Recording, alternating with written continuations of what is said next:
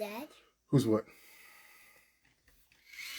That is Optimus Prime. That's his foot.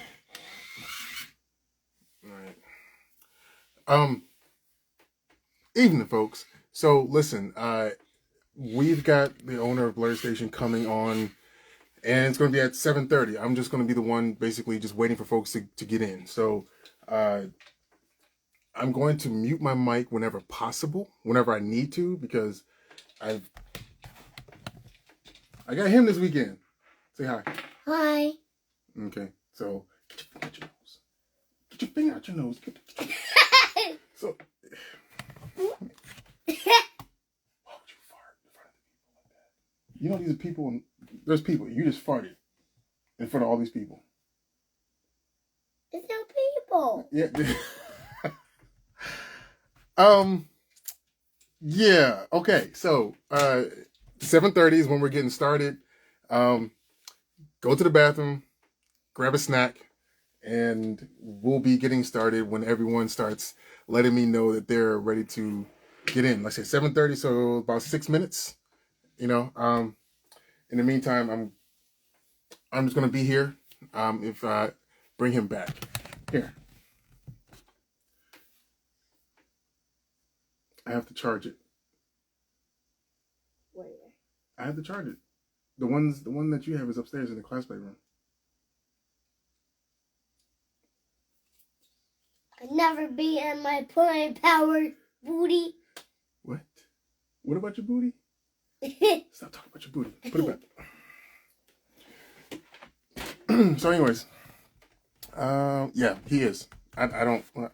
He is the real star of the show. I don't care. It's just it's the way it should be. My ego's not that big. See, excuse the mess over there, but we were looking for my Bumblebee, his now Bumblebee. He's co-opted my Bumblebee. He's been watching Transformers: Rise of the Beast, so therefore he's been, that's his Bumblebee now. Right? Right. Yeah. He's not there yet to transform it, so he's just gonna stay in car mode for right now. The fact that you have a cosplay room. Oh yeah, okay. I guess we might as well. What? Huh? What we doing? What you doing? What's that? You need your claws for that. Where are your claws? Yeah, you can. Where's the other one? Where's the other claw? Yes, we've been practicing his poses and his emotions when he emotes, when he has the cosplay stuff going. So yeah, that's your berserker rage, right? Right. Okay, so as far as like the cosplay room, what we were talking about before, so these are like the helmets, at least for some of them. Yeah. And like all like the armor and the rest of the suits and the masks and weapons and all that stuff, they're scattered throughout the house. So yeah. Quiet. Yeah. You don't need to be right there. I'm working something. You're looking for something? Mm-hmm. What are you looking for? Look at this claws. You looking for the other claws? Mm-hmm. I don't know. Where'd you put them? You're the last one who had them, sir. Yes. Where's the last place you had the claws?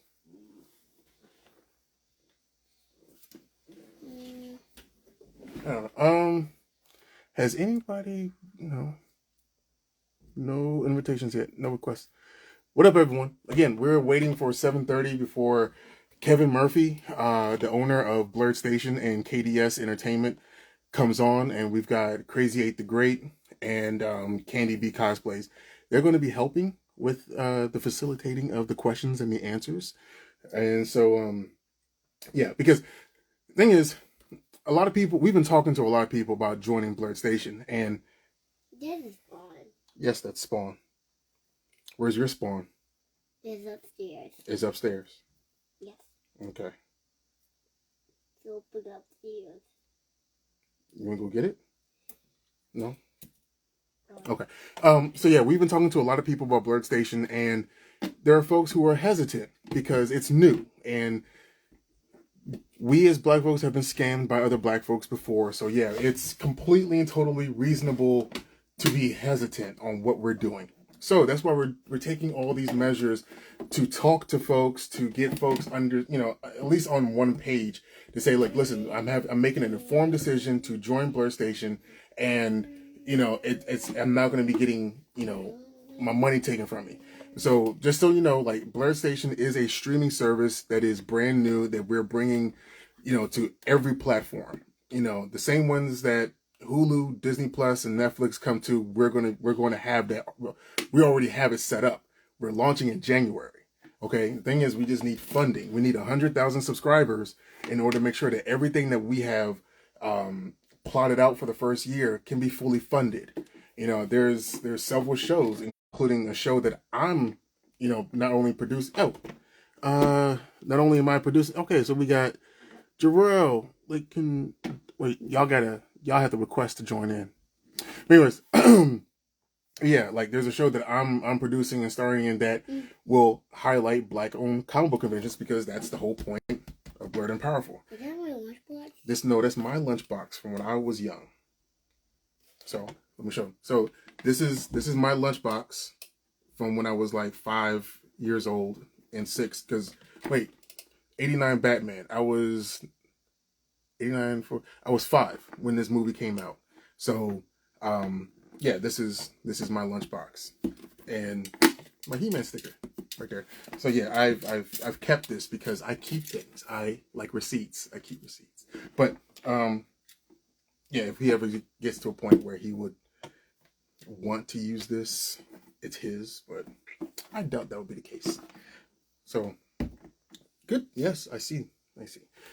But yeah, a lot of things that I'm going to be doing is highlighting black-owned comic book conventions, because that's the whole point of Blerd and Powerful. Stand up for me, please. Stand up. Okay. See, and to make sure that this little guy has conventions to go to where the people look like him. So my motivations are purely the fact that I want to make sure that everything that I do is successful, and Blerd and Powerful needs to be successful for my ego and also the next generation. So I can say it's all about me, but it's really about them. So okay, there we go. There's that. I was just gonna say, put him on the screen. Put him back on the screen. Yeah, they would rather see you than see me. How's it make you feel? Buddy. All right. Sam here. What up? What up, man? Okay. Is that yours? It's all mine. Why is this way? I don't know. Okay. All right. Doesn't make any sense. Why is that upstairs? What, you're spawn? Yeah. You want to go get your spawn? Go get your spawn. But it's so dark. It's so dark. Let's see, what do I have down here that lights up? What's your phone with this? Yeah, my phone is over here. Okay. Again. Okay. So Miguel, Brandy, I need y'all to join in so that I can put my phone on mute. Just on my phone. Like I said, they rather don't you break my clothes. Those are my clothes. Those are my clothes. I said one more time to the right, Kevin. There we go.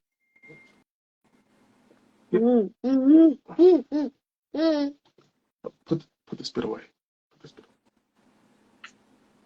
Yeah. Yes, sir. All right. You remember Miss Brandy? And remember Mr. Miguel when they came here? Remember? Just say yes even if you don't. Yeah. Remember Miss Brady? Yeah, baby. Yeah, baby. All right. Yeah, baby. Cool. Cool. Yeah. Relax.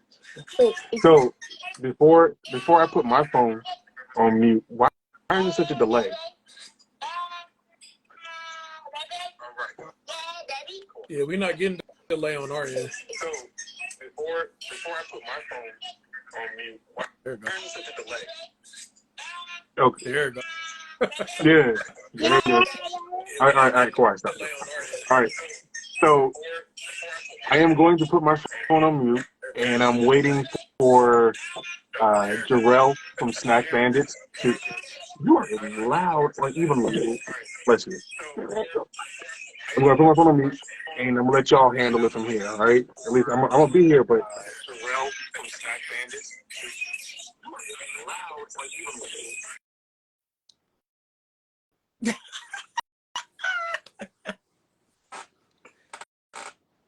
I mean, is it better now?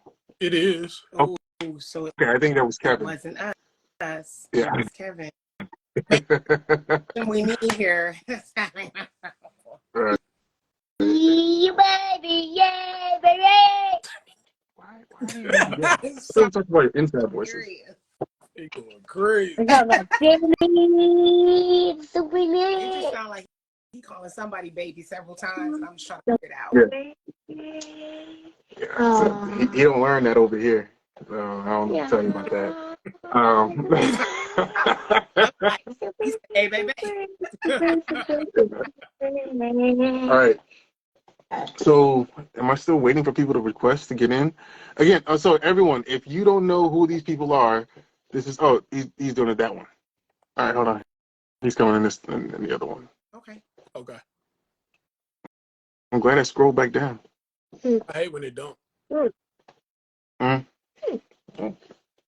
put it back right here. Why? Because that's where it belongs. It's taking its time, and As always. yeah. I thought it. I can't let. Yeah, I was trying to fill time by letting people know the reason why we're doing these Q&As Right. is because there's a lot of hesitancy within the Black community on joining something that's new, especially when we're asking for money. Like, true, we're not asking for a lot of money up front, but over time, it does add up, and so will people be able to, get a return on their investment? Will people feel like they are getting the quality content that we are promising? There's a lot of questions. So it says Kevin Murphy is unable to join. Why is he not able to join? Let me see. Suggested. Did you? Yes, you said having technical difficulties. Oh. I just invited him. Just invited. Yeah. There we go. Hello. There he is. Well, All right. Okay. So we're gonna Jarrell, if you could put your mic on mute, please. All right. So everyone, I just want to make sure that you all understand that this is Kevin Murphy. This is the owner of KDS Entertainment and Blerd Station. This is the gentleman that reached out to me back in November of last year because he saw one of my TikToks regarding an interview on Blerd Station. I mean, not Blerd Station, but Blerd and Powerful. And I was talking about, Black-owned comic book conventions. And he was like, I'm going to need your help, Demetrius. So, and we've been talking over the last, it took 5 months for me to jump on board, as far as me becoming a member of Blerd Station and becoming a member of the team to help push it. And ever since March, everything that I've done up until now has been in an effort to make sure that Blerd and Powerful is an integral part. And as far as like gaining talent acquisition, or basically being talent acquisition, and every one of the influencers, for the most part, about 90% of them, I've been able to bring them in on this, and everyone has been able to listen to Kevin, and they believed in Kevin based on the way that he's explained it and where he's coming from. So if I can push it, but then since it's not mine, it just works because this is the man that co-founded it, and he has all the information. All right. So if the people on the screen believe in him, we kind of have the idea that you all will believe in him as well. Okay. So, listen to him, ask the questions. This is what we're here for. We're probably going to do this a few more times, maybe even go on TikTok, but we just want to make sure that we started where home is, and this is where home is for a lot of us. All right, so I'm going to mute my mic in case this one here wants to keep talking about baby this and baby that, and y'all continue to just listen. Okay. What's up, Kev? What's up, A? Hello, Miss Brandy, and my man Jarrell, who I was calling Jorel rather, who I was calling Jarrell forever, and he corrected me. How are you guys doing tonight? We're doing pretty good. Right? Good. Doing wonderful, man. That's fantastic. So first of all, before I say anything, I have to start by thanking you guys. You guys literally represent what I would consider to be people who are taking the biggest leaps of faith. And a lot of what I'm learning is the Blerd community has gotten a lot of, BS pushed at them, from people who said that they want to sell them dreams and they want to sell them projects and they want your support, and it never materialized. And so I realized that when something else as ambitious as Blerd Station shows up, it's not easy to kind of get on board. It's because you're dealing with a whole lot of trauma from people selling snake oil. But I truly believe that the people who get it at this stage, who are willing to jump in the pool with us, they're the foundation of what Blerd Station is going to ultimately be. And I say this to you guys all the time. I'm going to say it, publicly. We reward leaps of faith, and we do everything we can to reward people who invest in us, not just the financial investment side, but the people who bring their talents to the table, who bring their time to the table, who really believe in the vision for Blerd Station. And that means the world to me. It really does. So thank you guys. Whoever else is watching, they see this team of people who are doing this. These are really, really incredible creators. I mean, they have all blown me away. And I've got my own history of working with creators, but I wasn't sure what I was going to see in the Blerd community. I really was, because working with different people in the Blerd community and independent creators are a little bit different working with, because they like their control. That's why they're independent. They love to control their own narrative, their own artwork, and sometimes they end up marrying their work. So they have a problem letting people play with it along with them, letting people into the sandbox with them. But that's what Blerd Station has got to be. We've got to let each other into the sandbox. One big sandbox. Let's play together. Bring your toys, and we can get together and we can make something incredible. So, yeah, I wasn't sure what I was going to get in terms of the quality of creators, but man, you guys have blown my mind. It's incredible. I love the hearts coming from you saying that, because other people know it's true. Right. It is, man. I will say it's been 10 times better than I thought it would be. And although I'm giving a few flowers, this does not happen without Demetrius Holt, period. It doesn't. To begin with, Demetrius has a reputation that he is for real. The Blerd community can trust him. And so for Demetrius to put that reputation on the line with Blerd Station, it means a tremendous amount to us. And we will never, ever forget that. So, and it's the same for the rest of these guys. For Crazy 8, who's blowing up, for Brandy, who has probably pitched the dopest idea that we have so far. I mean, literally, I gotta be quiet about what it is. I can't say exactly what it is. And for Jarrell, it's the show that he pitched literally changed the way we're gonna do this. So it's just incredible. So that's my monologue, guys. I'm just starting out with a monologue. Are there any questions? Thank God that's muted. Thank God that Demetrius, because I could just hear that right there. Oh my God, Kawhi. What's going on, bruh? What's going on? Kawhi has worked a Kawhi going in Undertaker mode. I know that's right. Right. Yeah, and I want to make sure that I shout out and recognize so many people that are making this thing happen. I mean, they are making it happen. There's Chris Fury over at Blerd's Eye View and that whole crew. They are incredible. Thank you, Chris. Shouting you guys out. Chauncey at Do You Speak Geek. Fantastic brother. He's jumped on board with us. King Lion has finally decided he's going to come out of the lion's den. And so shout out to King Lion, King and Queen Lion, man. It means the world to us. I'm meeting so many fantastic creators. And we have some incredible names that are signing up. I had an incredible conversation today with a very large creator, and we'll announce that a little later on. The community is growing. We're having fun. This is a thing, guys. It really is.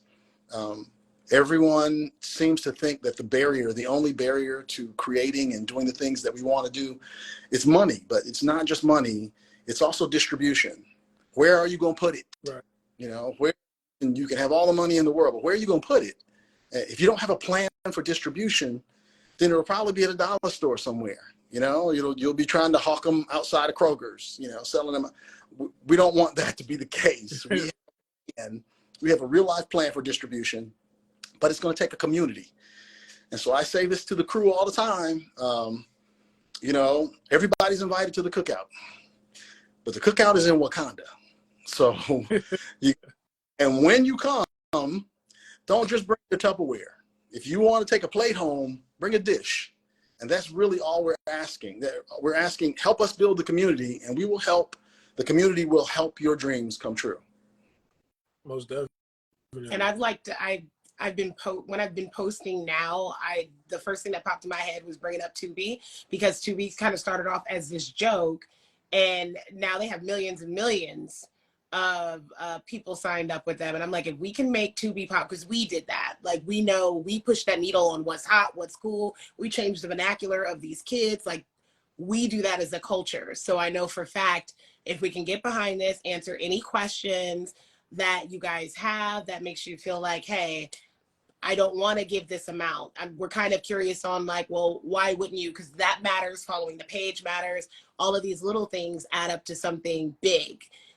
So we're here to be as transparent and consistent as possible, so we can make something that you've been asking other studios or wanting other studios that have been big and established to do. But you can not only be a part of us doing this, but also just helping behind the scenes, even if you don't want to be a face for it. That's huge, because a lot of people may feel like, well, I don't want a show and I don't have an event idea, and that doesn't matter. You can still help, because the representation is important. Having young adults and kids, and even us big kids, see ourselves consistently in the way that we want to, and have a one-stop shop for that, with comic books, with TV shows, with events, that literally changes. I loved the lighting before, by the way. Oh, you did? I was fine with You it. did? Yeah. See, now I quit Blerd Station. I'm good. If this is the type of people you have working here, I'm straight. But no, all of that matters. It absolutely does. And I want to encourage anybody who has, additional questions, go to the website, go to blurdstation.com, scroll down to where it says membership, what membership perks are, and you can find the presentation right there. So we literally have uploaded our entire presentation. We're not holding back at all. That will answer a bunch of questions about our strategy. And that's the important part. We didn't just throw this together, guys. This is two and a half, 3 years of planning.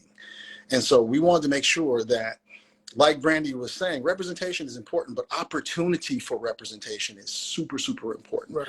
You don't have to be an actor. You don't have to be a producer or a writer or any of those things to be able to participate. We're creating an entire press corps. We already have people who do. One of my favorite things in the world is watching reaction videos. I don't know if anybody like that, but I love to watch how people react to different episodes. And so I love to do that. And I thought, these guys are press. They don't know it, but they're actually press. They're Blerd press. They're micro press.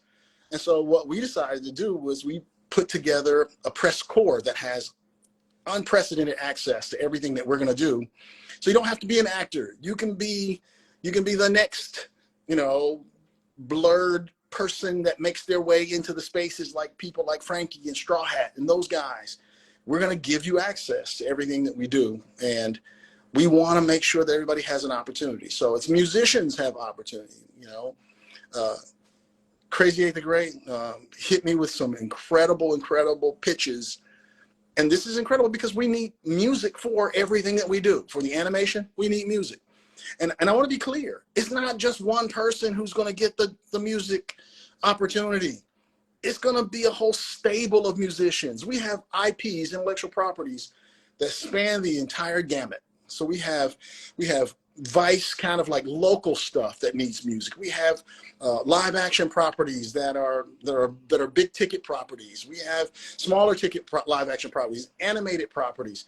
All of that needs music, opening sequences, closing sequences. We have to develop an entire stable of musicians. And our commitment is not just to get the money and then go get them.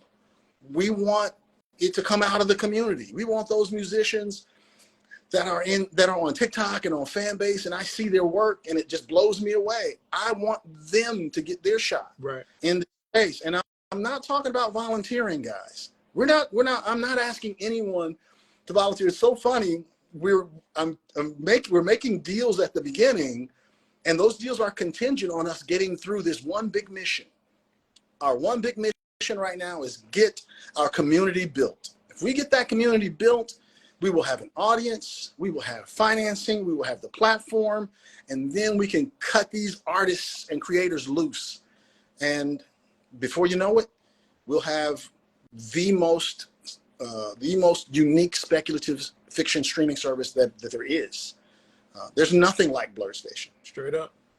And it's nice to know that everybody that's going to be behind the scenes or at the top of this are concerned about the things that we're concerned about, and they look like us. So I don't also have to worry about what's going on right now, which is this performative way of showing support, depending on what group you're a part of, just based off where the needle is. You don't have to worry about that when they're you. And that to me is like the biggest thing, and why it wasn't a hard sell for me to be like, what do you need? I'll throw ideas out there. I'll talk to other people. Like, we're in it. And it's important that as we keep doing these lives, and you may see different faces or see the same consistent ones, we're not just talking just to talk or just to have your money, because it's not like it's coming directly to me.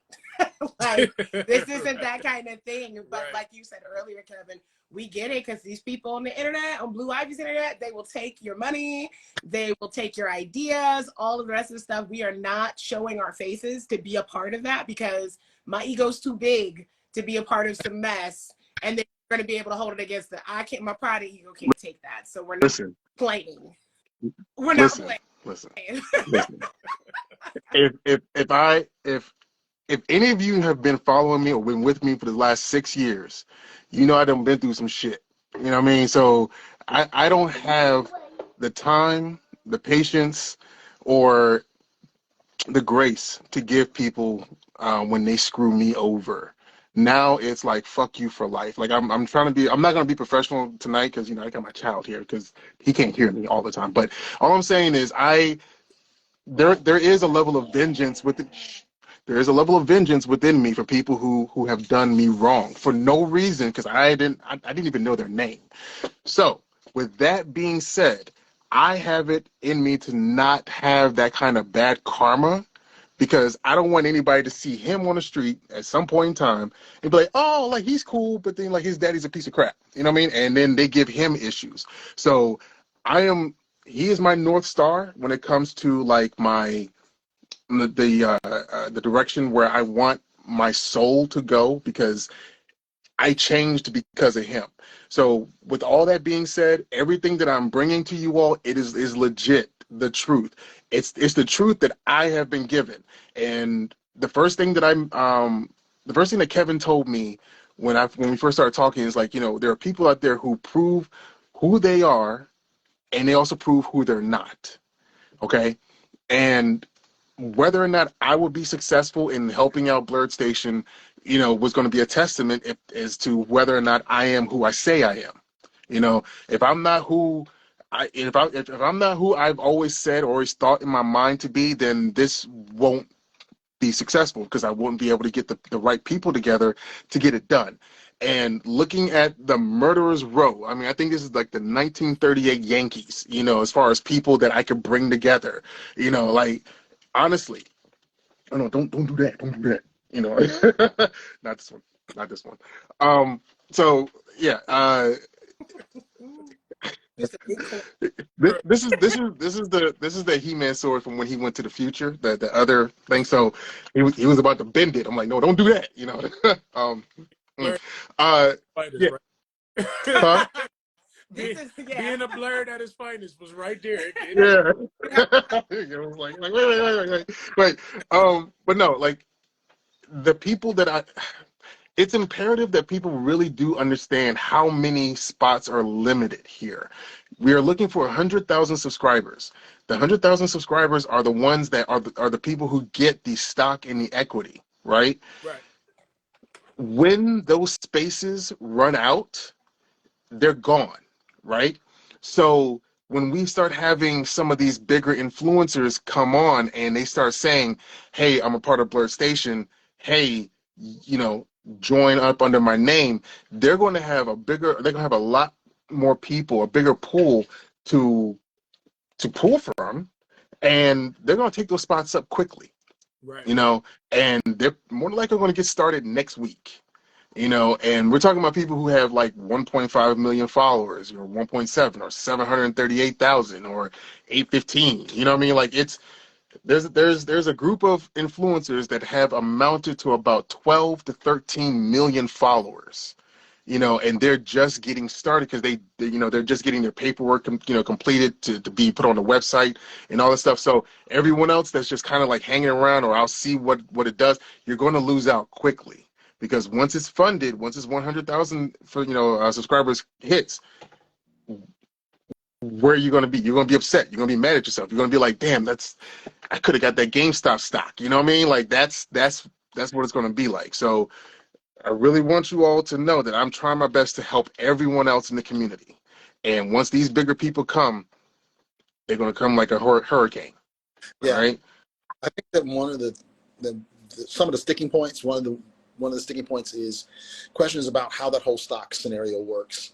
That, and why the 1099 for 36 months. Well, I can answer those questions pretty simply. It's a part of a plan. The whole stock scenario is something that we see actually happening. Equity crowdfunding is becoming one of the most important ways for businesses to be built, especially small businesses. If you look at groups like Fanbase, but our comp, the group that we compare ourselves most readily to, who has had tremendous success in the same kind of industry, would be Legion M. So if you guys have never had a chance to look up Legion M about four years ago or so, they started crowdfunding with Equity Crowdfund, where their fans actually started to own pieces, got a chance to own a piece, same as us, a piece of the actual film company. Well, today, they're doing millions of dollars in terms of movies. They're actually fully functional movie studio. They're in on a whole bunch of different stuff. They are literally the success story for Equity Crowdfunding. So we realized that, people have a lot of love for Black owned, things like Tyler and Byron Allen and those kinds of things. Well, but none of them are giving you an opportunity to own it. Right. You don't get to own any of what Tyler does. You don't get to own any of what Shonda does. In fact, Shonda is still pitching to Netflix, so she's still answering to the distributor. But this is a bit of a different scenario. Everything that BET should have been, we have an opportunity to make Blerd Station that. So owning a piece of that is going to be an important part of legacy. You'll get your opportunity to actually have an opportunity to weigh in as an owner. That doesn't mean you'll manage the company, but it'll be a piece of it will be yours. It will be Black owned and will remain Black owned. As far as I am concerned, until I get out of here and somebody else takes over, when I say get out of here, you have to kill me. So the stock option is opportunity. We thought about this as a way to give opportunities, and we wanted to make the buy-in low enough, available enough to people who can't just come out of their pocket for $400. But over the course of 36 months, that's less than $400 for what we're asking. And you also, during that time, you get the streaming service for exactly the same cost. So you get the streaming service, you get the entertainment, you get all those things. And if you get in on this affinity side of the thing, which is where we're at right now, the affinity memberships, you get a piece of ownership. Again, Tyler's not going to give you no ownership, but we can make sure that you have an opportunity to be an owner. So check out Legion M. I think that they're the most successful version of this. So we didn't just kind of throw it together. It really is a strategy. It really is a plan. I think it also would be important, Kev, to let them know about your background and things that you've worked on prior to. I know a big thing in the community is like, who do you know? Who are you? You know what I'm saying? Who are you affiliated with? Like, what's your background? Yeah. Who your mom? You know what I'm saying? Like, a lot of that. But like, you know, if people got to understand why you have the expertise that you have and what brought you to the why of Blerd Station, it might help ease some, you know what I'm saying, some minds as well. Yeah, I kind of did just jump in and start selling, didn't I? I was like, yeah, you know, I mean, but I think that's why we're here. But at the same time, you know, like let people, you know, let the people know. People know what you know what I'm saying, what you're all about, where you came from, like things you've worked on, your area of expertise, things like that. Yeah. So I started off, you know, literally being an independent creator. You know, I wanted to be a writer, and so I started off trying my best to find a way into the comic book industry. You know, as a writer, you know, as a nobody. You know, that's what you are in Hollywood until you're somebody. And let's just be clear. You're a nobody till you're somebody in Hollywood, you know, and it's not even, you're not even that when you're a small Black creator. It's just the truth. There is a huge inequity for opportunities for Black creators versus other people, you know, especially Hollywood is a nepotism sphere. You know, you got to know, you can't even get in the room with people, you know, no matter how this works. And so that was one of the challenges early on when I hadn't really done much writing and was trying to figure it out. But I've been writing all my life. I've been writing. My mom taught me how to read before I got to kindergarten using Spider-Man comics. So here I am, a 4-year-old reading because my mom was at home with me teaching me how to read using Spider-Man comics. He is not my favorite comic character, so I will just I don't dislike him. I don't dislike him. He's dope. So what I ended up doing was after high school, I started into college. I was a competitive martial artist for a while, won a few championships, been a few people into pretzels, that kind of thing. Ended up fun stuff. Yeah, it was fun. Trust me. For me, it wasn't fun for some others. but so I started in, and some friends of mine here in Columbus, Ohio, the CCAD, Columbus College of Art and Design, I started connecting with artists who were incredible artists, but they were not so great writers. So you kind of need that kind of, you know, tandem in order for you to produce something. And by doing that, I met the co-founder. His name is Dion Knuckles, and Dion is probably one of the best artists in the country. He's just off the charts. So me and him got together. I met him through some of those artists, and we started brainstorming and creating independent comics. And some of it's really still pretty good. But what ended up happening was Dion's talent was so overwhelming, he got a job at Hasbro Toy Group in Cincinnati. And because Dion is a good brother, Dion hooked me up, you know, with Hasbro Toy Group. Dion moved from working on Star Wars and Justice League and all these incredible things because he's incredible, to the Hasbro Fantasy Factory headed by a guy by the name of Kevin Maurer. And Kevin Maurer is still my mentor to this day. He's one of my mentors. Kevin Maurer, Kevin Grievous, a couple other guys are really, really important. But Kevin was the head of the Fantasy Factory, and I started writing mostly freelance with the Fantasy Factory, creating intellectual properties from zero. So our job was to take ideas or come up with ideas and build out entire universes. from zero all the way to philosophies, characters, races, the whole 9 yards. Then I got put on some other stuff. I was on Wizards of the Coast, and I was doing races and stuff like that. And so that's where I started learning how to do intellectual property development. I learned it from the Hasbro Toy Group and Kevin Maurer. And then from there, I did freelance work for a little while, and I worked on a property that I started working on black properties here and there. And then me and Dion kind of reconvened and started our own company. And we got a bunch of money, and the stock market crashed, and the housing market crashed, and we lost all of our millions of dollars to do our animated properties. Yeah, so then, it was crazy, but we were honing our skills the whole way, because we were able to to go out and pitch, build our pitching prowess. We got distribution deals from Fox 4 Kids. We got distribution deals from Porchlight Entertainment. We got distribution deals from some overseas distributors, because we understood how to develop and put together the pitches for the projects, how to write them, how to do the artwork on them, how to build them out so they could go out as far as you want them to go on any platform. So that was what we were doing. And then most recently, after working with Karen Greenberg, who was one of my teachers who's at Amazon, me and Dion reconvened again, and we decided we were going to start KDS Entertainment.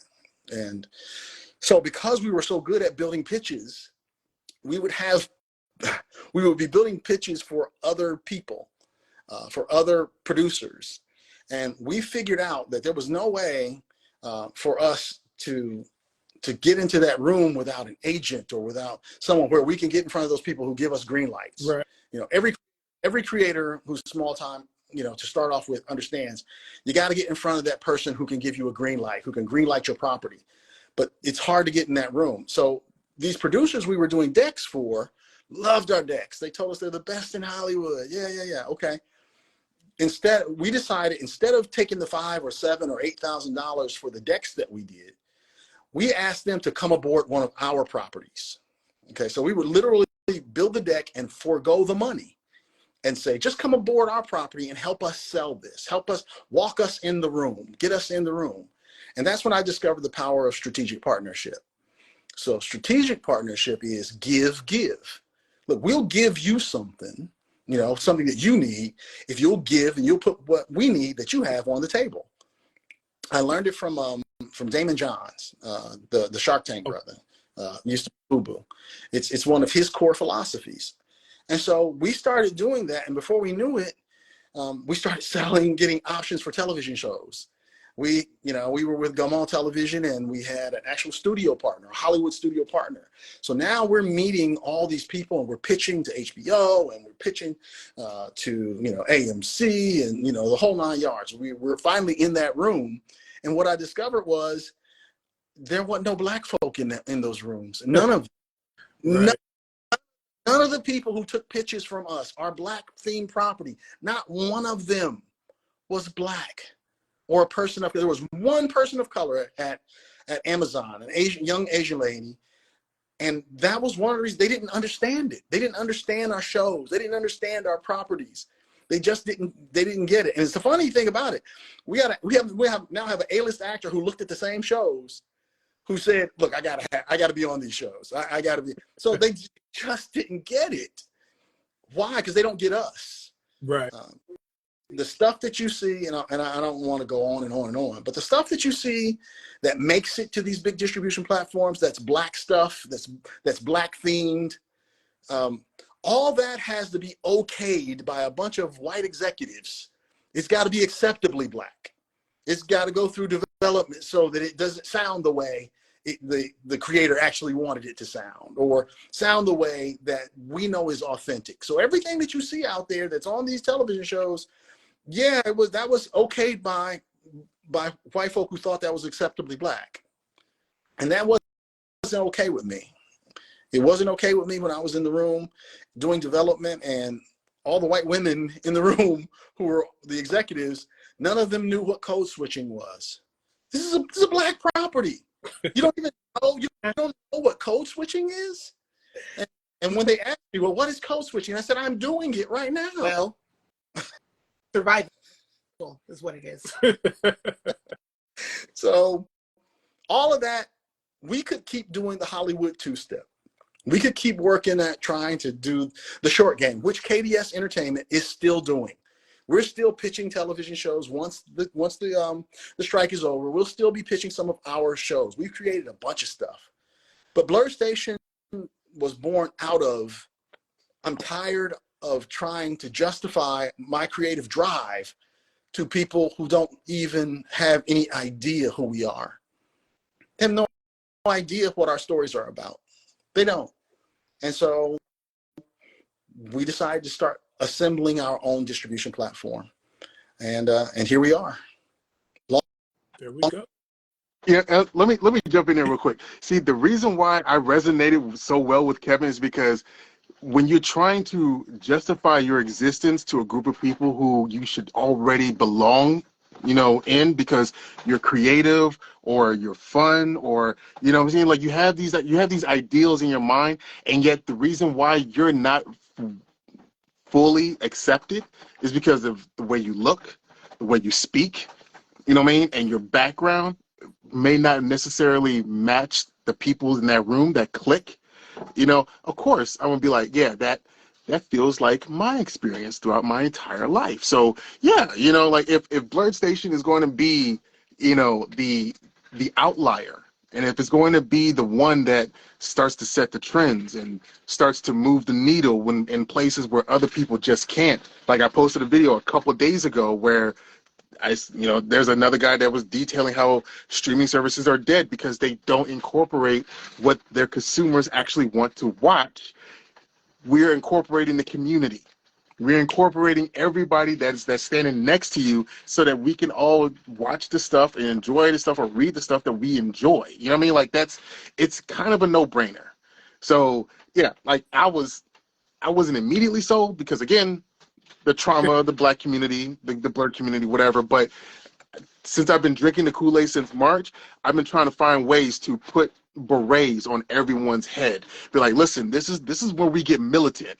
This is where we get serious, because as soon as that money comes in and we start doing the things that they didn't think that we were able to do, who's going to stop us? Who can stop us? And we're doing it within the Black dollar in the Black community, and it just makes sense. Makes sense. Because I've been living in this Juneteenth mentality since I've been doing it. And now to take this thing mainstream worldwide, come on. Yes, I'm going to do, yes. That's it right there. Right. We're sold. That's it. That's it. That's the link. That's the link right there. Yeah, there's a reason why we call the membership the affinity membership. And that's because Black folk, we understand affinity. We understand what happens when we get together. We understand what happens in our spaces. We understand what it feels like when we are all together in our space. What ends up happening is inevitably everybody else wants to come and get in our space with us. They always do. And those distribution entities and these networks, they know it too. That's why whenever they need to build or grow their spaces, the first thing they do is they start doing Black shows. They start building, giving Black access. But once it's built, then it's like, thank you, appreciate it. Here's a high five. The CW, Fox, CBS, NBC. They had me. Get out of here. CW had me. Yeah, it was. And then I knew something wasn't right when the game went away, and I was watching Gossip Girl. I was like, "Where my folks at?" Exactly. But I was still watching Gossip Girl. I was like, "They got me." So it's not just yeah.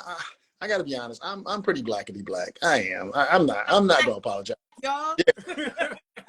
But the fact of the matter is interesting. Me and Demetrius had a conversation because the cookout is in Wakanda. You got to come to Wakanda. Okay, it's ours. But the door is open. We want Talokan to come with us. You know what I'm saying? So shout out to our Latino brothers and sisters, you know, Matthew Torres. I can't wait to sit down and talk to you. I mean, we're having a blast. But we want to see ourselves in the center. That's the mission for Blerd Station. Us in the center, instead of being hero support. Amen. Instead of being hero support. I mean, my man, Jarrell, the Undead Horizon literally is black girl magic. It really is. The show is literally black girl magic. His incredible daughter, Dakota, who is breaking records in terms of her incredible, her genius. This kid is genius. And so we're going to do that show, and it's based on inspiration from him and his daughter. You know what I'm saying? This is an incredible show. And so we're going to make sure that we get that thing done. I don't know how long it would have taken Jarrell and Dakota, who is becoming a star, to get into this space where they have creative control to the degree that, you know, most creators never get at the beginning. My mentor, Kevin Grievous, I hope Kevin sees it, my big brother. One of the things he said when we got our first deal was, he said, "Kevin, they're going to screw you." That's my Kevin Grievous voice.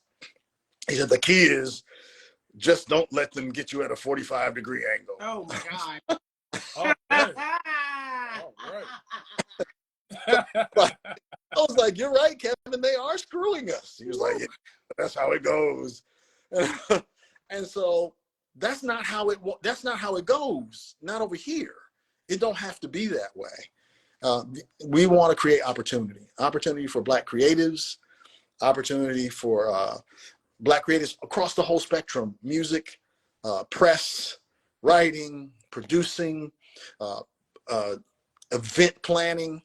I wish I could tell them, Brandy. I can't tell them. I can't say it. Yeah, exactly. Just, you know, Like, they'll see.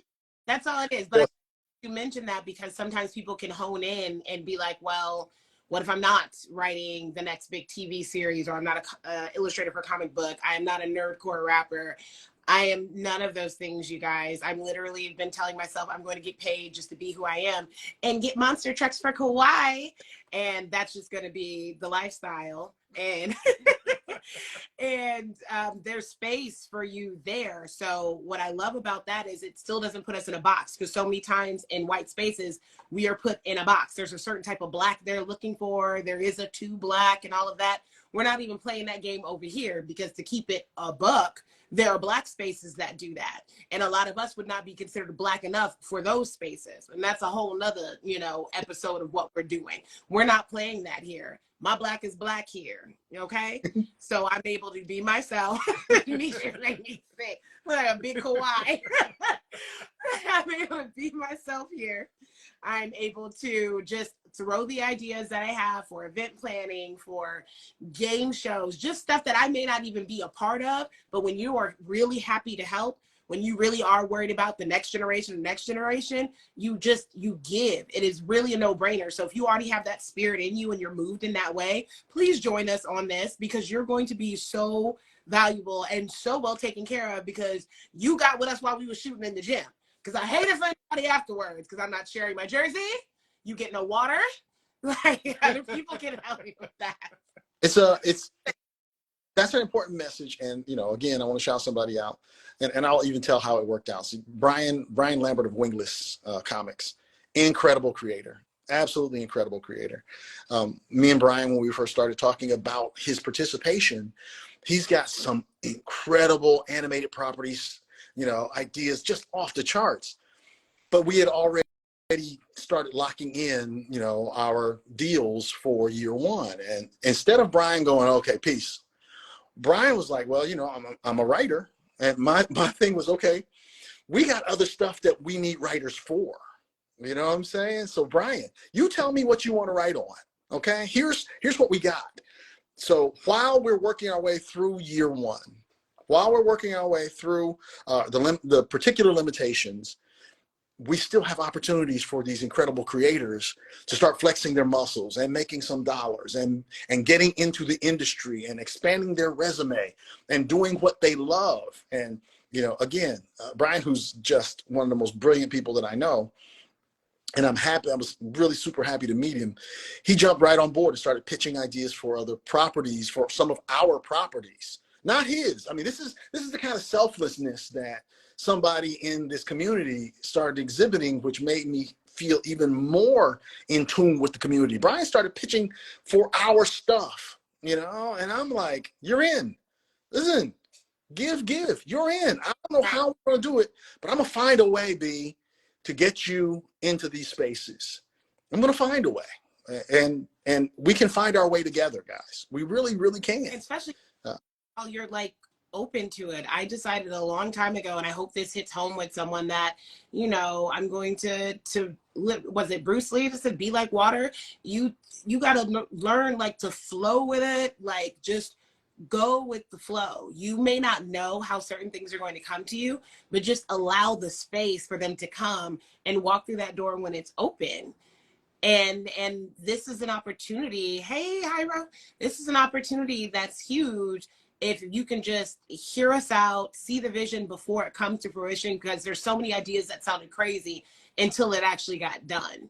And Right. this is things that might sound too good to be true, because I know some people be, you know, sucking teeth and saying it sounds good, but also look at the quality of people behind this. We've said it time and time again. Right. I may not be like on a Beyonce Kardashian level, but I don't have time for my image and brand and what I'm building to be played with, especially when I've been drama free and we haven't had our coins severely messed up in any way. We're not going to start that with Kevin. We're planting seeds that are going to really mean a lot, and we would love the continued support from the community, even if you know, hey, I'm not going to subscribe, because I know a lot of people living paycheck to paycheck, keep it a buck. Yeah. But just following the page, sharing the page, $0.00. Like that costs you nothing so we can show that there is value in this. And that's like the biggest thing on why we're going to keep doing these, because some people may look at it like, well, why do you need this if you have these kind of connections or this going on in the background? You got to show and prove sometimes, and we're not asking for a lot. We're not saying, okay, we need $1.2 million, so we need everybody to give this. It's not even that type of party. Something as simple as following a page can make all the difference. And something I told Demetrius, which some of you may remember, a year before the pandemic or the same year, there was a IG page that had 1 million followers, and it was just an egg, y'all, an egg. It wasn't doing anything, but everybody came together and got this page with an egg. I don't even know if it's still up, to like 1.2 million followers. Now you telling me an egg is more valuable than our representation? I don't think so. You know, it's funny because we hear all the time, well, we really need this. We really need this. We really need this. Well, the moment is starting to crystallize. You know, it's here. You know, we are here. It can happen, but the community is going to have to help us build it. You know, again, don't come to the cookout with just Tupperware. You know, bring a dish. You bring a dish, then you can take something home with you in your Tupperware. And again, we want to help out absolutely as much as possible. I'm willing to answer any questions that anybody has, any concerns that anybody has. You know, let's jump. You know, we can jump into it. What do you got? Are there any questions that anybody is dropping in someplace? Feel free to type them. Sometimes you say that and people think, oh, it's time for me to jump on the live. Just type your questions in there. Right. Kevin will So I just want to make sure that everyone knows that, you know, again, we're trying to keep the black dollar within our community, right?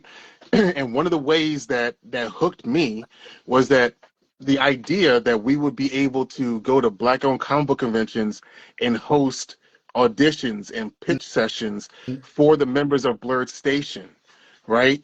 So what do we mean by that?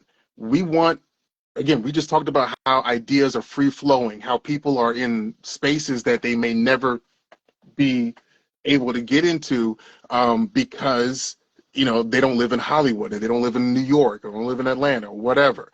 And if we're coming to these conventions, we're coming to you halfway. We're meeting you halfway, right? If we want the conventions to grow, these annual sources of like camaraderie and community that happen every single year, we need to help build them up, right? So that means that we need to pay for badges in order to get into these conventions, right? And then we're going to be there so that people can really try to sell themselves or sell their IP or whatnot. And while they're there, they're going to they're going to be the foot traffic going through the dealer's room. All of those black-owned businesses, like we're not supporting just one black-owned business. We're supporting 70 when we support a black-owned convention. All right. So my biggest takeaway from this is being able to say Blerd and Powerful helped build these black-owned conventions by bringing Blerd Station to them. Okay.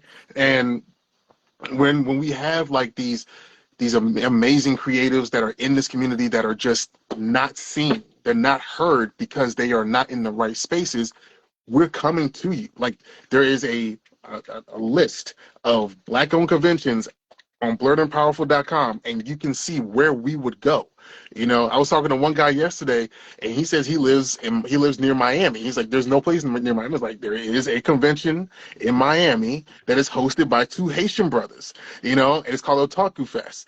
I want to see what kind of parties happen in Miami when it comes to Blerds. I'm curious. Are you curious? All right. See, and Maybe that's serious.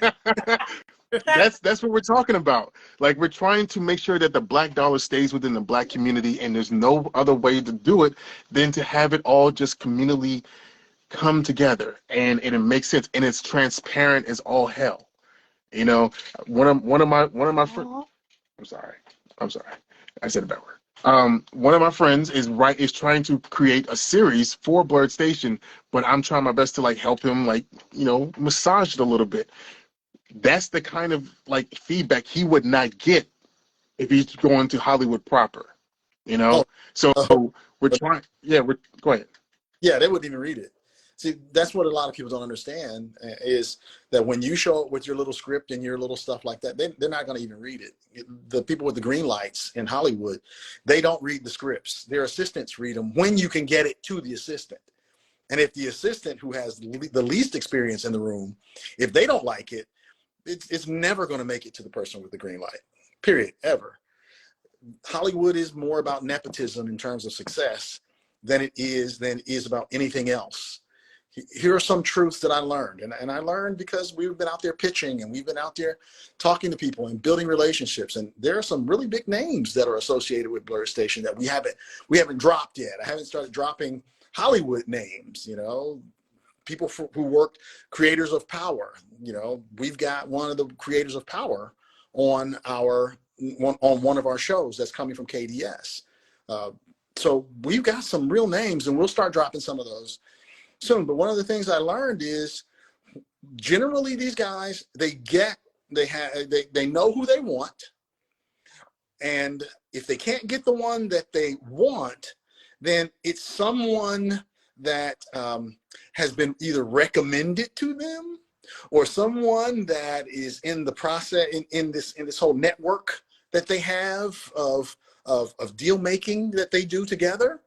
They hook each other up. Let's just be clear. And unfortunately, we've been sold a bill of goods of ethics in business, particularly in this business, that they don't hold fast to. We've been told, well, the best person gets the job and the best person should get the job. That's not how it works in Hollywood. I mean, literally, it never works. It's never the best person. It's the person they want. It's the person that they owe something to. It's the person that's their nephew or their cousin or something like that. It's not the best person. Why shouldn't we hook each other up? Why shouldn't we? Means that when he said it, because he said it when I was telling him about an idea I had, and I was like, it would be dope if I could be a part of this, but I was like, I'm not an actress, I'm not this, it should go to the person that's best for it. And he was like, no, that's not what we're doing, that's not how it works. And that was another selling point for me, because I said, okay, if that's what we doing, that's what we doing. Like, I'll stay in the gym shooting, cleaning the floors. Like, I'm with that, because those opportunities are priceless, especially when you know you'll put in the work. And a lot of you guys are sitting on so many great ideas and things that you are wanting to do, creative babies you're wanting to give birth to, and you're just carrying them around from con to con. But now we have somebody who is in with great connections that can make so many things pop and happen for us. And even if you don't know your creative purpose, just being along in this space, you could find it by rubbing elbows with the right person, by coming to an event that I put together. something can help.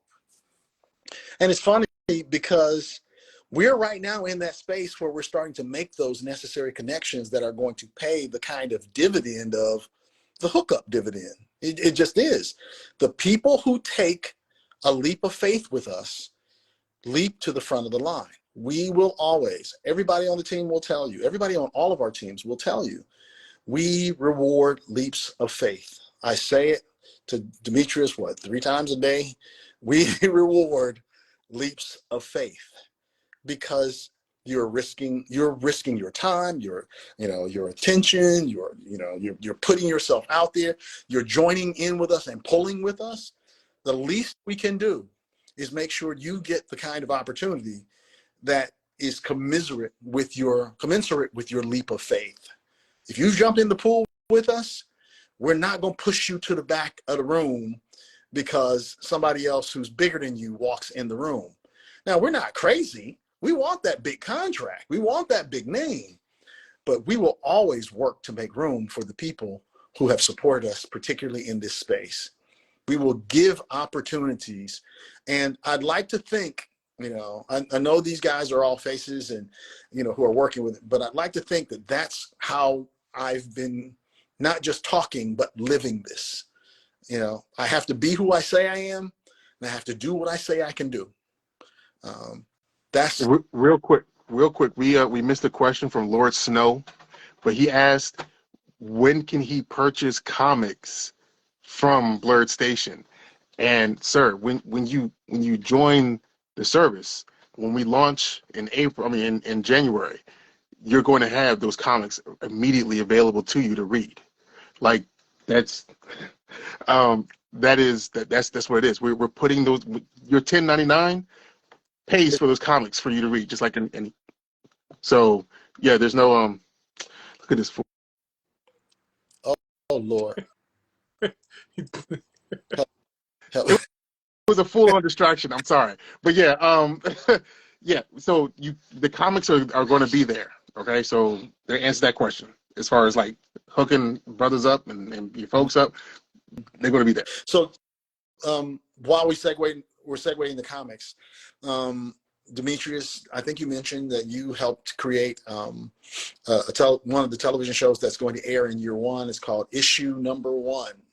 That too. So wait. So okay, go ahead. No. You tell it better than I do. Go ahead, man.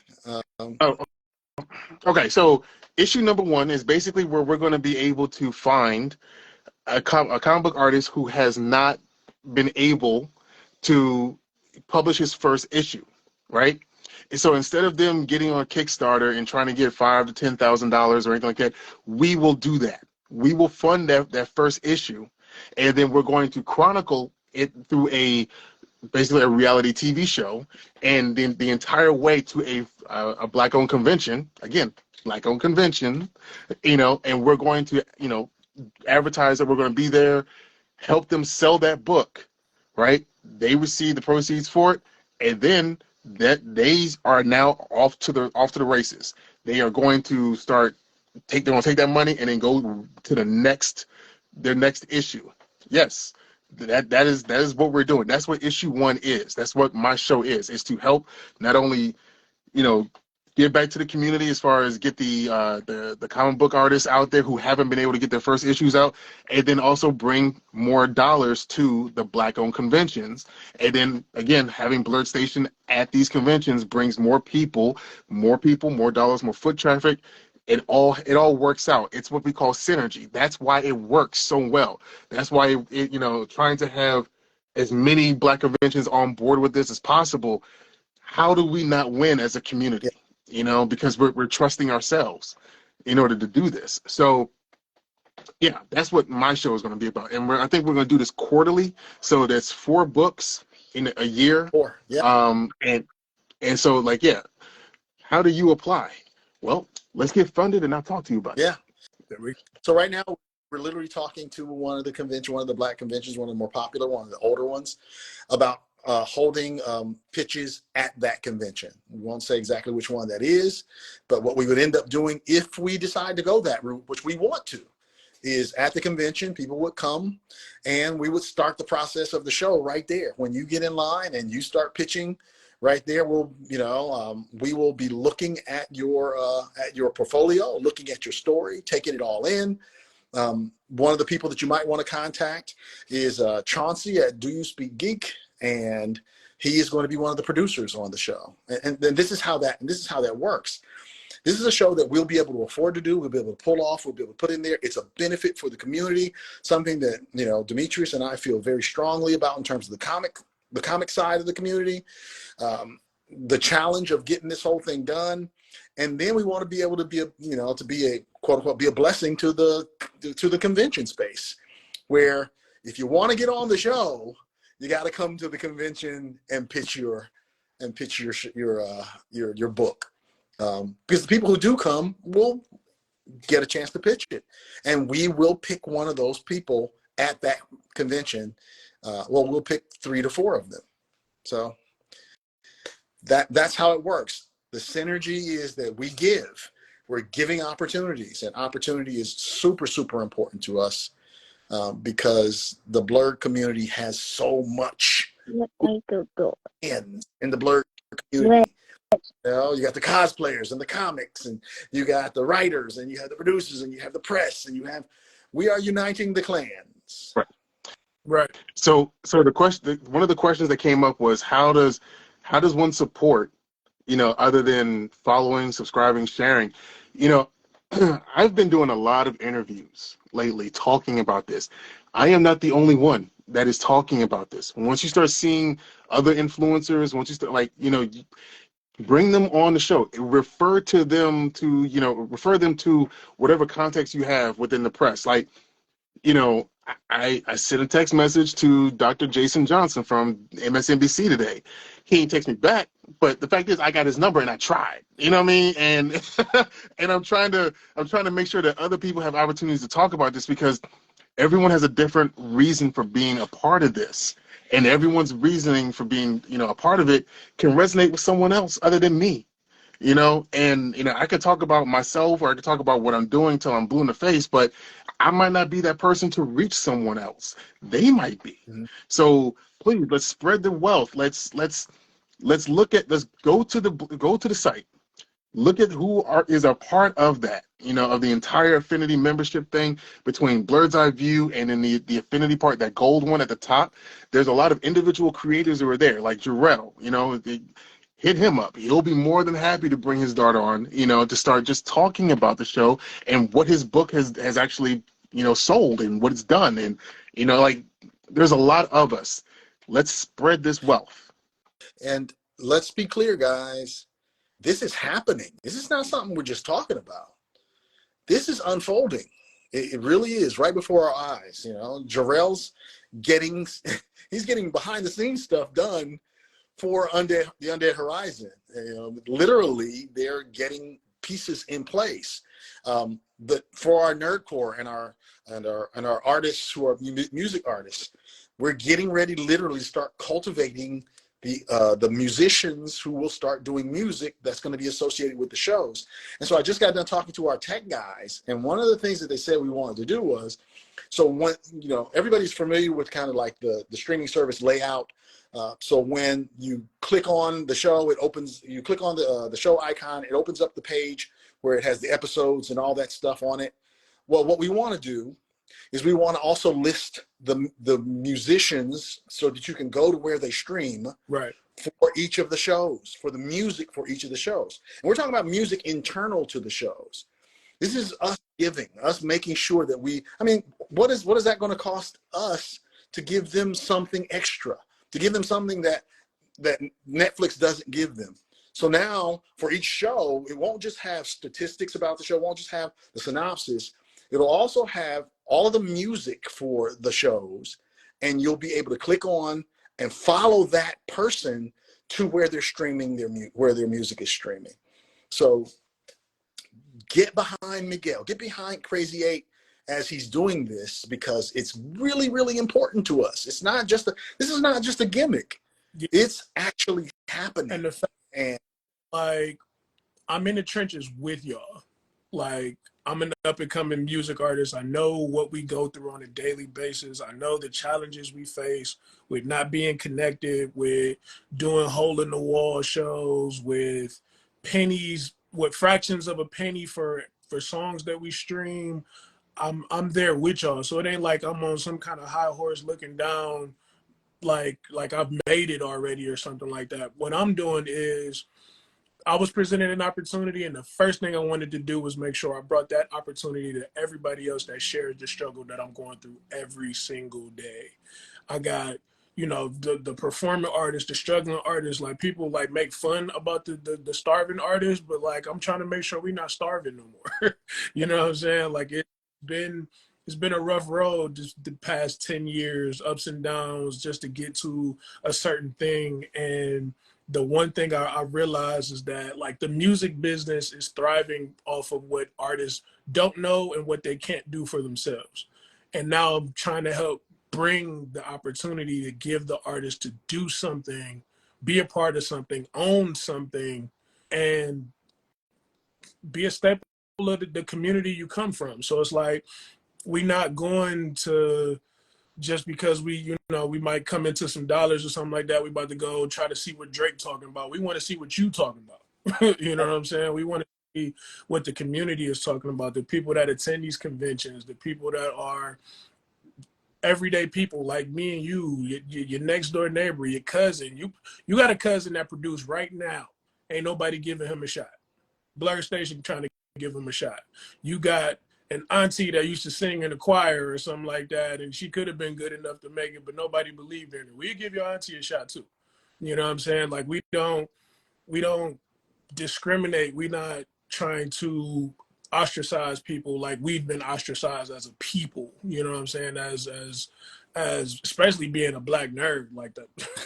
Ostracized probably is a too nice of a word at the end of the day. But it's like when it comes to this music thing, it's the one thing I'm so passionate about and that I'm so confident in my abilities that I have no problem sharing the wealth with anybody else that shares the same dream. We got it. Come to Blerd Station. That's what it's for. So like after this live, the submission, we're gonna open the submission process after the live. So when we finish the live, the video will go up that you can duet with any type of music that you want, and we'll start that submission process. But you got to be a subscriber to Blerd Station. So you might want to click the link in the bio, hit that, hit that subscription button, pay your $10.99 because I mean you probably smoked it earlier or something like that. You probably, you know what I'm saying? You probably did a few things. You probably, whatever it is. You went to Burger King, you spent 19, whatever, $10.99. What just came to mind is that people have trekked across the country in order to get a shot. Yeah. You know what I mean? How much money did they spend in gas, in food, or hotel spaces, or like even like hostels or whatever? All right, yeah, connect me, I guess. Connect me, sorry, whatever. But yeah, and we're asking you to spend $10.99 a month in order for you to duet this man, get your music out there to a point where it could very possibly get used in a television show, and you get the credit for it, and people will come to see who you are. Like, I don't see how how you lose at all. Like, Yeah, I don't. It's like you can continue to be in your own studio, pay $10.99 a month, and have a direct space for distributing your music. Wow.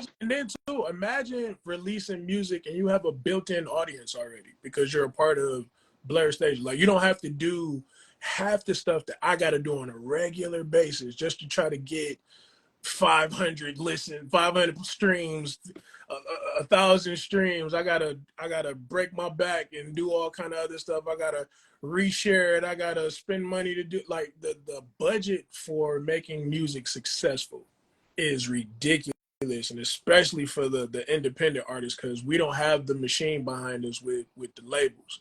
We don't have the marketing dollars that's just thrown in their budgets and their advances and things like that. My paycheck is my advance.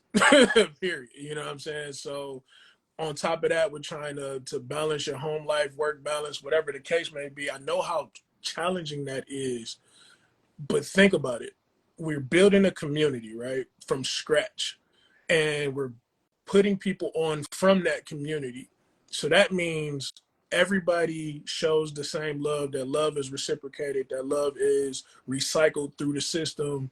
And when you drop a song, it don't just go to the ether. It don't just go to the universe and just hope something stick. It's going to the opening theme of a new show that's coming up, the closing theme of a new show that's coming up, the musical score throughout the episodes, the score for an action scene in a movie, the frightening score for a horror movie. You're being able to do that, and you an up and comer just like me. You don't have to have a million followers right now. You don't have to have the most popular social media platform. All you got to do is subscribe, be a part of the community, and watch the community help build you up because you put into the community. That's what we about. So here's something that I can do right now that I haven't done, Miguel. Yes, Or should I use your superhero name? Crazy. You put your gun. Yeah, you know, I mean, So this is something that I can do, and so I'm going to do it. Year one, all of our properties will come, all the music from all of our properties will come from our stable of musicians. We will not use music outside of that stable of musicians for any of our shows for year one. That's huge. Year one. Right. This you can refer back to this after the live. He said it. So we're pulling together the stable of music. That means we're. I'm going to be posting this on my page, so it's going to be there forever. So Season one for every one of our shows, all the music will come from the stable of musicians that come through into this stable through Blerd Station. We will not use outside musicians. Whoever we're going to use is going to be from our community. Year one. And we're not deterring you because of follower count. Nope. We're not deterring you for streams online. We're not deterring you at all.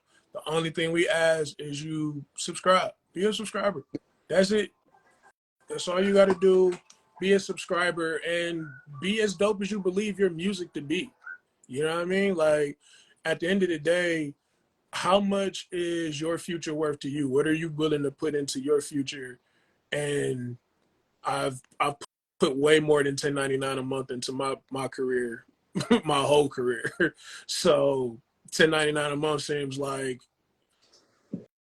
easy peasy compared to what I've come out of pocket on, or what I've just outright lost on gambles that didn't pan out or whatever. Like we've all been saying, we staking our reputation on it because we believe in it. And I don't got time for no stains on my rep. And we're not going to ask you, we're not going to come around. No shade, but we're not going to come back and say, oh, we need more money. Right. You know, look, people got to do what they got to do. All right. I'll say it, but I'm not going to right now. But I'd say it. No, bruh. Hold on. No, people's business models are different. I get that, guys. And you kind of got to do what you got to do. With us, we are not going to ask you for more money. We're not going to do that. This has been planned out well enough so that if we hit our numbers of subscribers, we'll have more than enough to get to where we're going. You know what I'm saying? So we're not going to ask you as owners, we're not going to come back and hit you up again and hit you up again, hit you up again. And there's no one group that does that. It happens frequently. There are different rounds. Legion M did multiple rounds. Fanbase did multiple rounds. But I'm not going to ask you to come out of your pocket above and beyond what we're asking right now. Okay? You just hold look, play your position on the line with us. Line up with us. And then help bring in a few more folk. Build the community. If the community gets built up, we will be like the Spartans. You know what I'm saying? Lock shields and let's get it. So, but we need more folks. We need a big community. And so it kind of depends on how well we're able to build. But it's still gonna be $10.99. a month for 36 months, and then hopefully you'll love it enough to commit. By the end of that 36 months, when you get your ownership, when you get your stock certificates, you'll love the community enough to stay on anyway. All right, Legend of the Daywalker. My man asks, how can you explain how you came up with the name? Yeah. Here's the thing. I don't want to give too much away, but a station is kind of just one destination. There's a bigger vision that's coming down the road, and again, we're working towards a specific niche. I think that Blerd is ours. That term, it is. It's ours. We invite other people to kind of like love on us with it, but Blerd is ours. It is specifically Black. It is that kind of thing. And so that's the community I wanted to make sure saw themselves in these spaces, in the center. And so Blerd had to be the thing. But station, there's going to be more than one station. It's going to get bigger, because Black people are not a monolith. We like all kinds of entertainment. Okay. Got one question. The stock and equity that people get within Blerd Station, now that you're talking about multiple stations, will that carry over to the other stations as well? We have not decided that yet, because we don't want to start cutting up a pie that we don't have yet. We don't want to start slicing that pie. If and when Blerd Station succeeds, the other properties will likely come under Blerd Station. So yes, that's likely how it will work. So Blerd Station will be the destination, and there'll be other stations to go to. Black folk love comedy. Money. We love comedy. Money. Kid. Money. Everybody, the kids. We gotta have some stuff. Children. Everybody, kids. We have to have some comedy. We have to have some just straight up drama.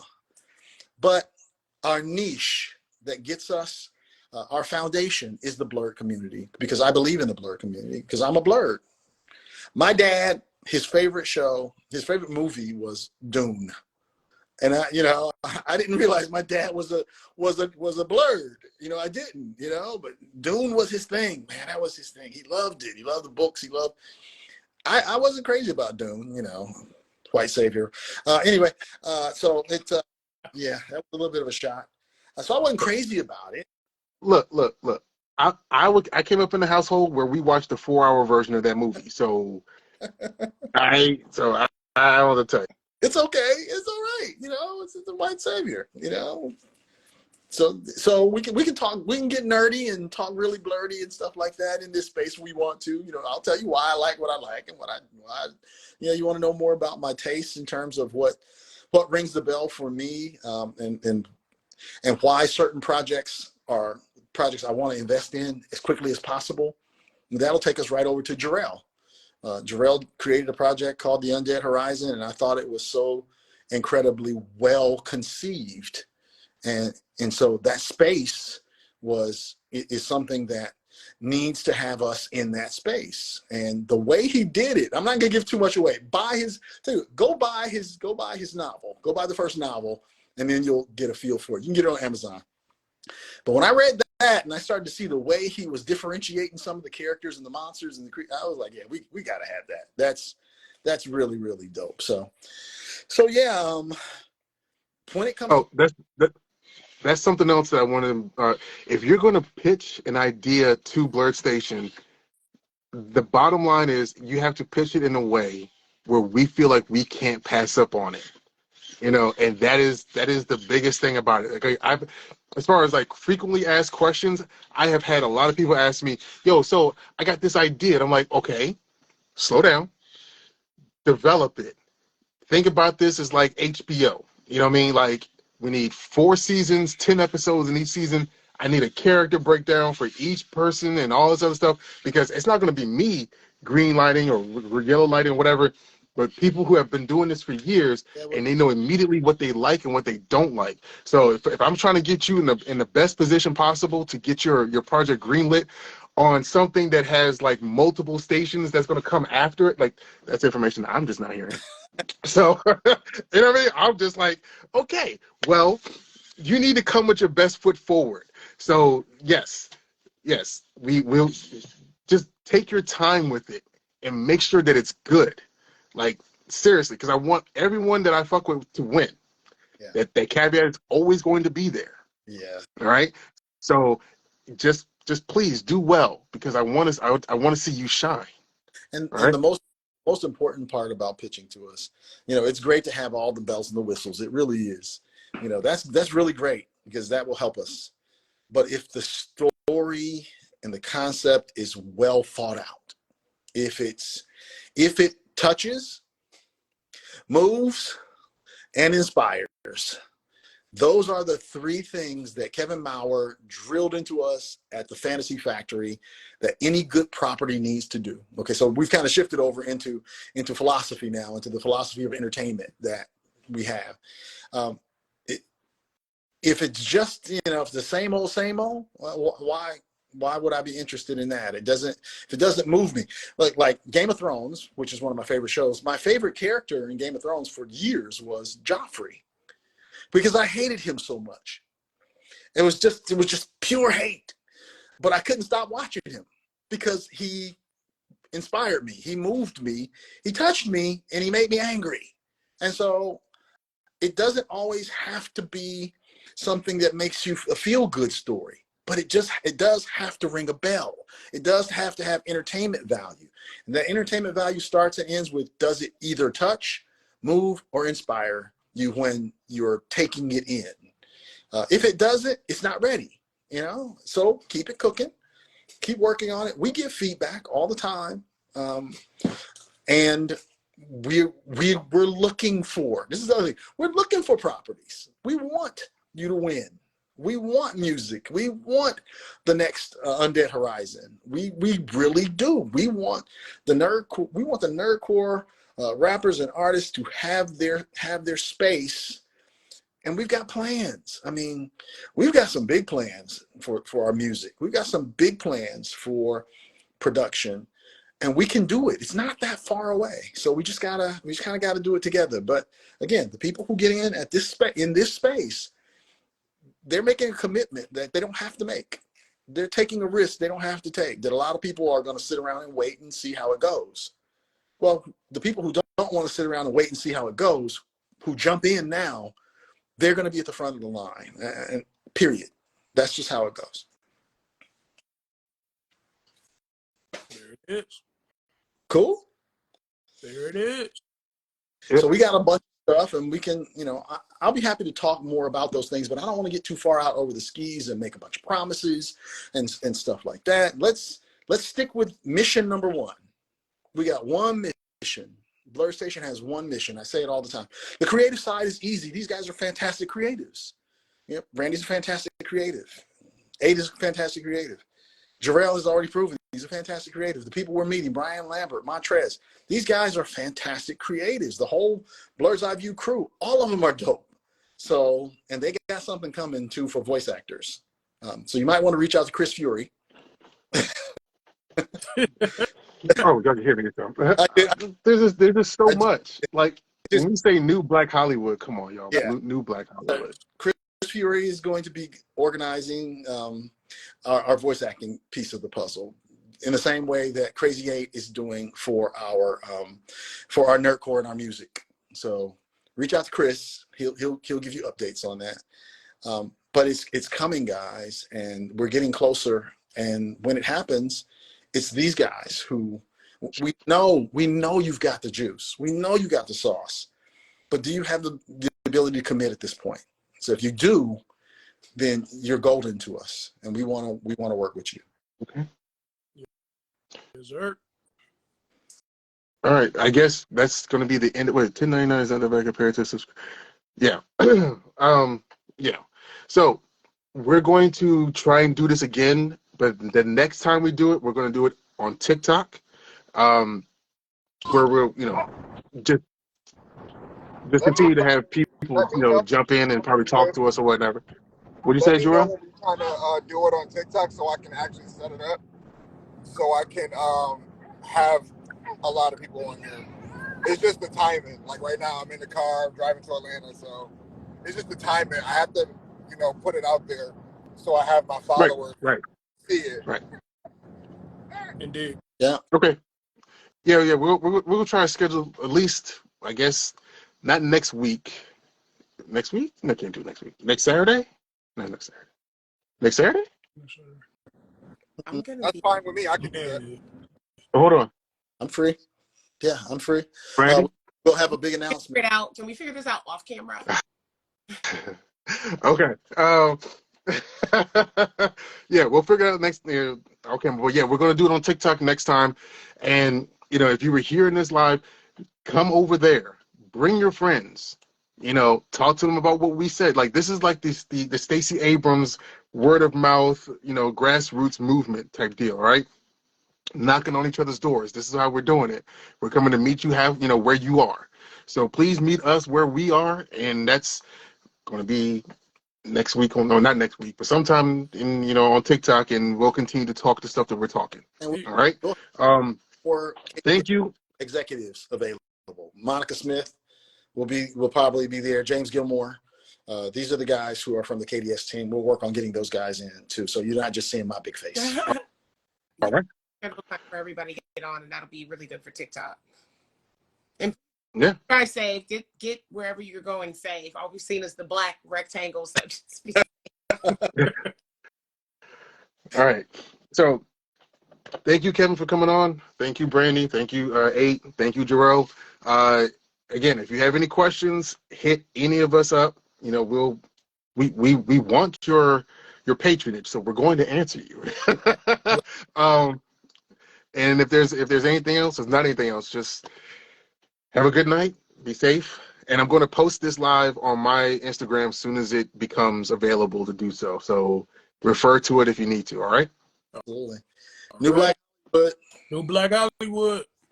That's the Blerd answer. Station is your destination. You know it. oh my God. I'm so Yeah, tired. I'm there so it is. tired. There it is.